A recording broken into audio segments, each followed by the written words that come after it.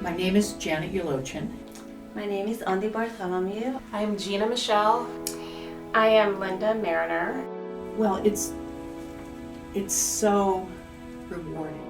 Yeah, supporting women through Hope Lives has definitely changed me in a way of just considering the depth of living and considering in a woman's day that it can be, oh man, now I'm like getting emotional. We were so touched by what Hope Lives does.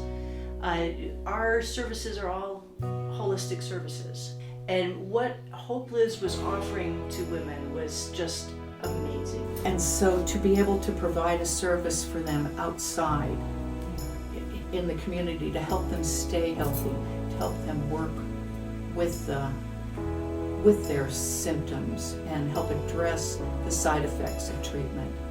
And I have found my Hope Lives clients to be some of my most rewarding. And they have been, without exception, just stunning to work with. I have been so honored to walk during this journey. I've had my heart broken, and I've just been so happy. So it's just been a real joy.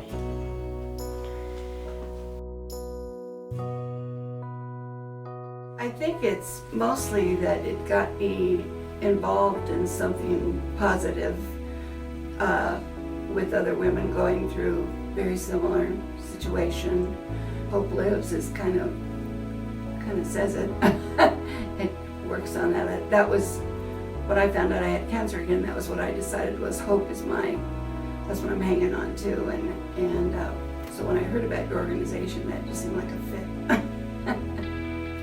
Just the idea of being able to help women in the situation, the difficult situation of being diagnosed with breast cancer. Prior or after we had joined the organization, my mom actually got diagnosed, which was last year. And so now it means even more. I remember being greeted by Leah and Mary and Peggy, and they were both just so genuinely glad to see me. And I teared up just walking into the room.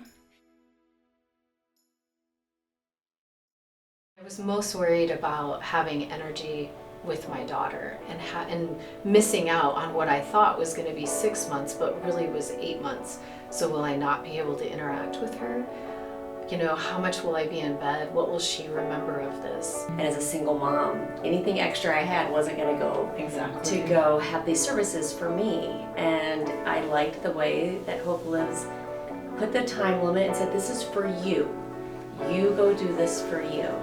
And if I had not had complementary care, I'm not sure how much energy and how engaged I could have been without some of that. And then when I started losing hair, I got up early in the morning, before the sun rises really, so that my husband doesn't have to see me, right? So I went outside in the porch, and then I had a square thing about like this. I just wrap it up, and I started doing this, right? Then I realized that my husband is right by me, and then brushing my hair. And then that was really, that was a beautiful moment. And then I said to myself, I will never return, favor back to him. He did so much. I think one thing for me is I have 2 teenage daughters, and it was, one of the hardest things probably the hardest thing I've ever had to do is to tell them that I had breast cancer. But I also wanted them to see me doing something really hard, and now we talk about that. Like, we all can do hard things, and they use that language too. If you just explore all resource information that you can after a diagnosis, you'll feel confident about making the right decision, that you are saving your life, but you're also making the right decision. Reach out to your kind sisters that have walked this path and listen to what they say about their journey and try and learn from that. And don't say, mine will be different. Yes, it will be different, but there's a lot of similarities. I think the hardest part for me has been the realization that I can't keep being a human doing and doing. I can't, nor should I, and I don't have to maintain that pace of life. It's okay to be, and right here, right now, in the minute that I've got, to breathe and remember that this right here, right now is a gift. And tomorrow, who knows what we'll have. Yesterday, that's already done. But in cancer, I think you realize more than ever how much beauty there is in here and now. The most important thing for me is I've changed my vocabulary. And I don't use the word but anymore, I use the word and. And I say that because I had breast cancer, I had a very early stage, and I was really lucky that it was early, and it could have been worse. But there's no but. It still mattered, and it was still awful and scary. And it's funny how that's moved into the rest of my language, because whenever you say but, it negates what you just said, or it just belittles it. Mm-hmm. And I've become an and person. I've stopped using the word but and become an and.